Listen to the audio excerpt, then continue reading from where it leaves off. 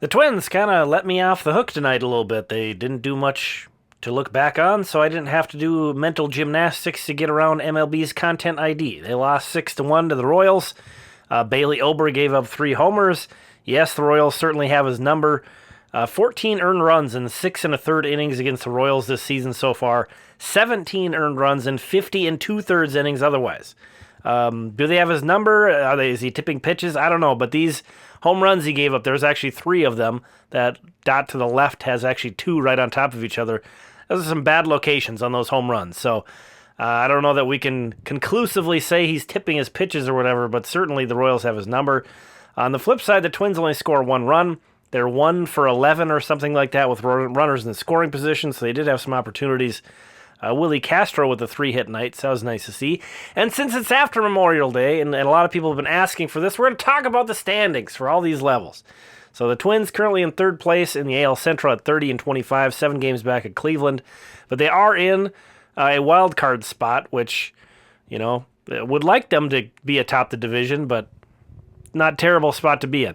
Yunior Severino, he's been struggling, but he is hitting the ball out of the ballpark on a regular basis still. And a switch hitter who can hit the ball to all fields. The Twins really put some trust into him by adding him to the 40-man roster, protecting him from the Rule 5 draft this offseason. He's kind of a borderline guy. So it'd be great to see him pick up some steam. But the Saints, you see they're toward the bottom of the International League West, unfortunately. Not too far off from 500, but not as good of vibes there that I'm detecting as last year. But that would be pretty tough to match. That Saints team last year had so much fun. Moving on to the Wichita Wind Surge game, you see a 0-0 game, and Kyler Fedko with a brilliant diving catch in center. Manuel Rodriguez hasn't played in either of Wichita's games this week, and I'm not sure why.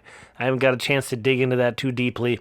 But we continue on to the bottom of the 8th inning. Still 0-0 in this game, and Kalai Rosario with a big chance with the bases loaded, 2 outs, 2 strikes, and he hits a grand slam to break the scoreless tie. My goodness. He's had kind of a confusing year because a lot of the things he's known for, mainly the power, hasn't been there. This was only his 4th home run of the season, but he's cut his strikeouts down from last year, so that's great to see. So Wichita having a rough go of it. They really got out to a slow start and have been playing better of late, but still at the bottom of the Texas League South, unfortunately. This is a team with all those guys from Cedar Rapids last year that led that team to a Midwest League title. A lot of those guys contributed, so it's a bummer to see them not playing so well in Wichita, but playing well in Cedar Rapids is Ricardo Olivar, who hits a home run here. So he got all of that one a little bit up in the zone. Olivar's having a nice season, and so are the Colonels, too. 28-18, they're in 2nd place in the Midwest League West, so not quite to the pace that they were on last year, but still having a really nice season. Having Luke Keeshall promoted up to Wichita is going to hurt them, but hopefully some other guys step up. On down to Fort Myers, where Brooks Lee is rehabbing. He was just the DH today. But you see here he found a hole in the defense going to the opposite field. Then a nice line drive. So a couple singles for him at the plate for Brooks Lee, who is, again, not playing the field tonight, but did play the field yesterday.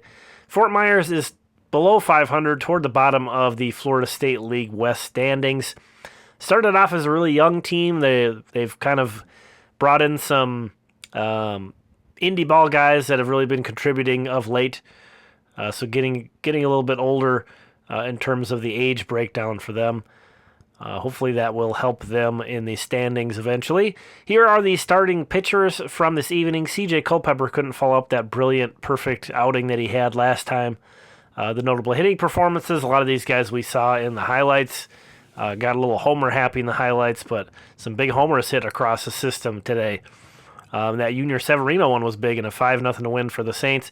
Twins lose, Saints win, Surge win, Colonels and Mussels lose. Thank you so much for checking this one out. We will talk again tomorrow. Hopefully the Twins have something better to talk about tomorrow.